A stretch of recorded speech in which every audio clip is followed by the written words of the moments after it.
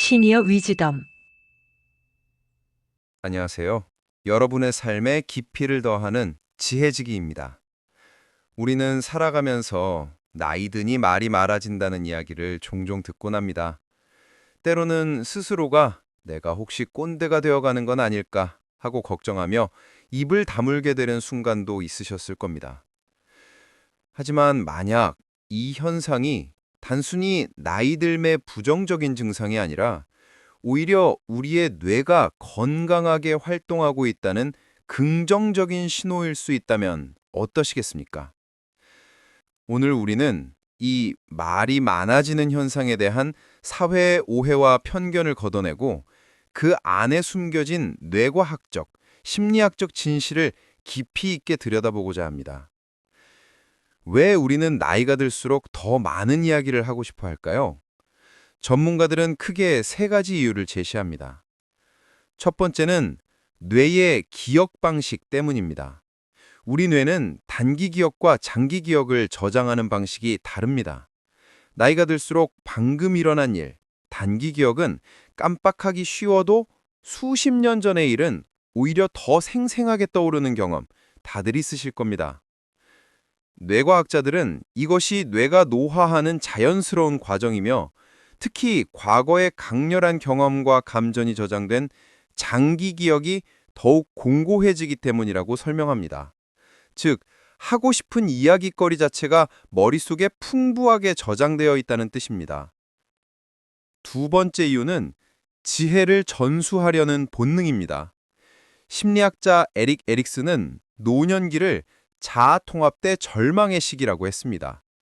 평생을 살아오며 쌓아온 수많은 성공과 실패의 경험, 그 속에서 깨달은 삶의 지혜는 그 자체로 한 사람의 역사입니다. 이 소중한 자산을 그저 묻어두는 것이 아니라 자녀들이나 후배들이 조금이라도 덜 실패하고 더 나은 삶을 살기를 바라는 마음에서 자신의 경험을 나누고 싶은 것, 이것은 인간의 매우 자연스럽고 고귀한 본능입니다. 세 번째는 사회적 역할의 변화입니다. 은퇴 등으로 과거 활발했던 사회적 관계가 줄어들면서 자연스럽게 소통에 대한 욕구가 다른 방식으로 표출될 수 있습니다. 자신의 존재감을 확인하고 여전히 사회와 연결되어 있음을 느끼고 싶은 자연스러운 욕구의 표현인 것이죠. 그렇다면 이렇게 말을 많이 하는 것이 과연 우리 건강에는 어떤 영향을 미칠까요? 놀랍게도 전문가들은 활발한 언어 구사가 치매를 예방하고 뇌 건강을 유지하는 데 결정적인 역할을 한다고 말합니다. 우리가 누군가와 대화를 할 때 우리 뇌는 그 어떤 활동보다도 복잡하고 격렬하게 움직입니다. 과거의 기억을 꺼내고 그것을 논리적인 문장으로 만들고 상대방의 반응을 살피며 적절한 단어를 선택해 입 밖으로 내보내야 합니다. 이것은 뇌의 전두엽, 측두엽 등 뇌의 거의 모든 영역을 사용하는 종합적인 두뇌 운동입니다. 매일 헬스장에서 근육 운동을 하듯 활발한 대화는 뇌의 인지 기능을 단련시키고 신경망을 튼튼하게 유지하는 최고의 뇌 운동인 셈입니다.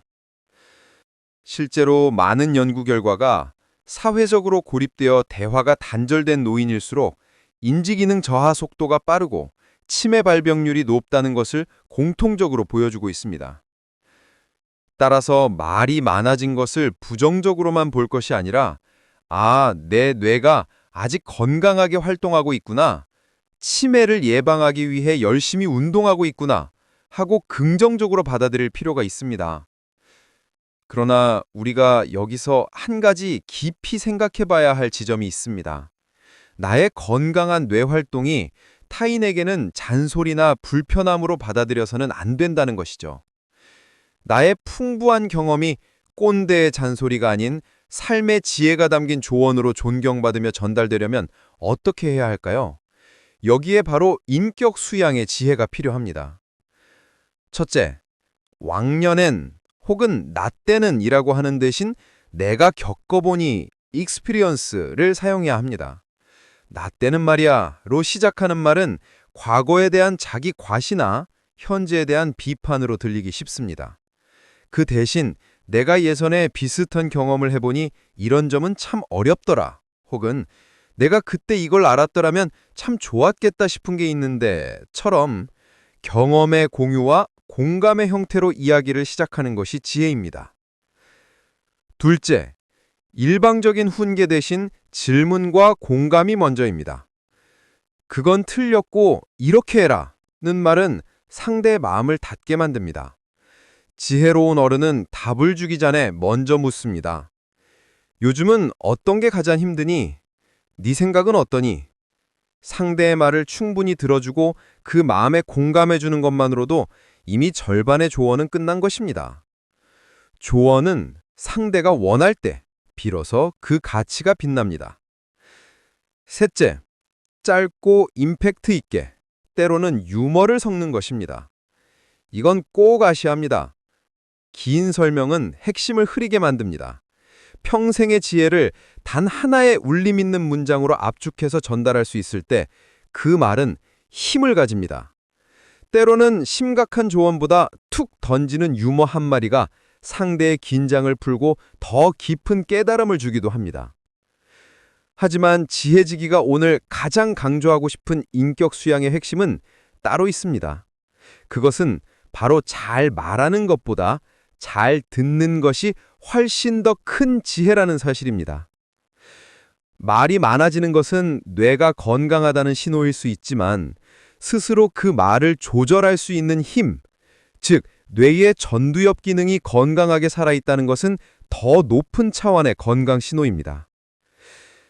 내 안에 하고 싶은 말이 100가지가 있더라도 상대방의 말을 10가지 들어줄 수 있는 여유, 내 조언이 상대방을 위한 것인지 아니면 내 만족을 위한 것인지 스스로 성찰할 수 있는 깊이, 이것이 바로 우리가 평생을 통해 닦아야 할 인격 수양의 본질일 것입니다.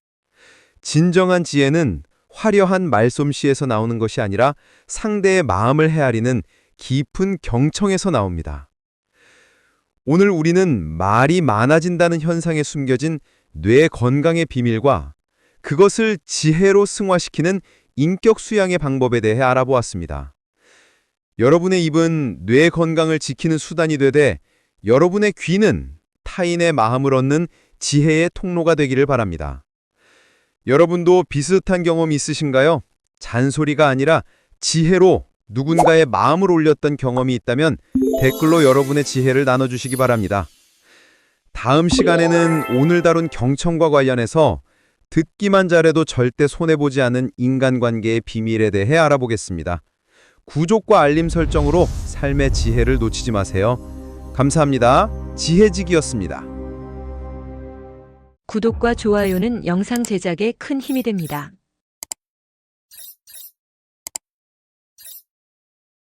시니어 위즈덤